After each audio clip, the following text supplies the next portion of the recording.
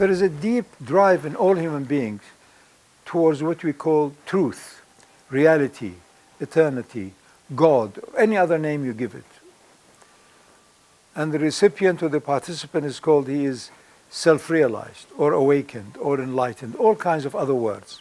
Now, there is a deep notion in all of us that there is a cosmic truth which is ever constant. That's why we also like to have an ever constant reference.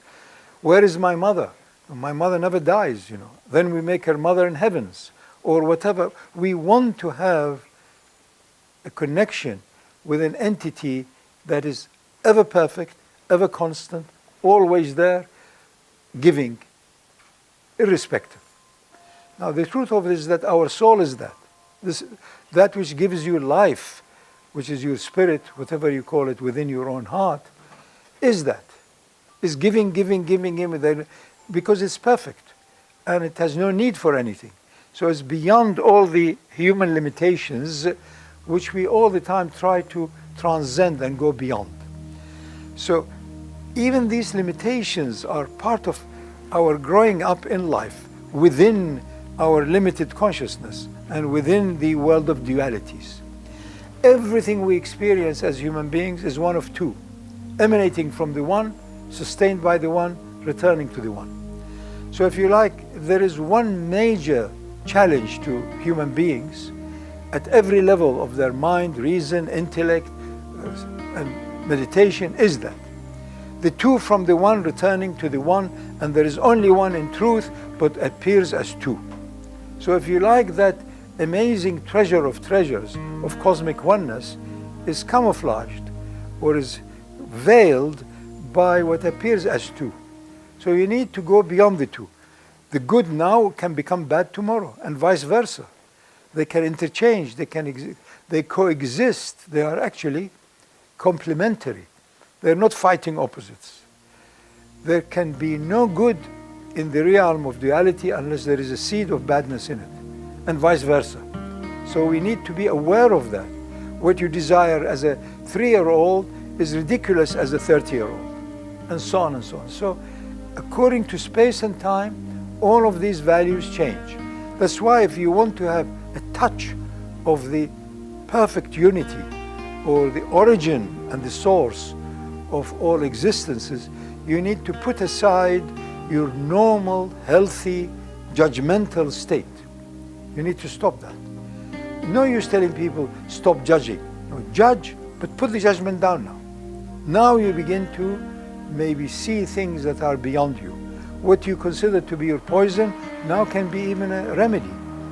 And on and on and on. Until you realize that as human, you live in the world of duality. You are in constant challenge to balance it. Sleep, wake, good, bad, eat, not eat, exercise, rest, relax, and. Until you realize that you are in the realm of duality, in order to stop it all every now and then, if you can, if you're fortunate enough, by meditating, by prayers, by pilgrimage, by any other means, to touch upon the zone of beyond any space, beyond any time. So do not deny humanity, because it is in duality, and that is the womb in which we all live in this world. It's always dual. It's my mother, not my mother. It's a good thing, it's not my. Somebody I like because they gave me something. Somebody I don't like because they took away something. On. Because your obsession is with life itself. And you have identified your obsession of life itself with you. So everything begins and ends with you. So that is why it's quite normal for children to be very selfish. But as they realize, no, they can get it all, what are they going to do? How much are you going to hoard? How many of this? How many of that? You find cupboards full of everything.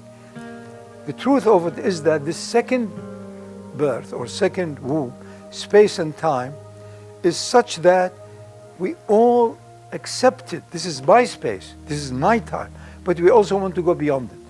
So you end up having your own room or house filled up with junk. Because space in truth doesn't exist, has no sustainability. It's an illusion that the mind cultivates. So it is through the imaginal of the mind that you know the limitation of hard, soft, and so on. It's a fantasy. a needed fantasy, so that every now and then you stop thinking, you stop everything, go into beyond silence and stillness, into that quantum field of cosmic perfection. Duality from unity, leading to unity. In itself, it only exists as a shadow of unity.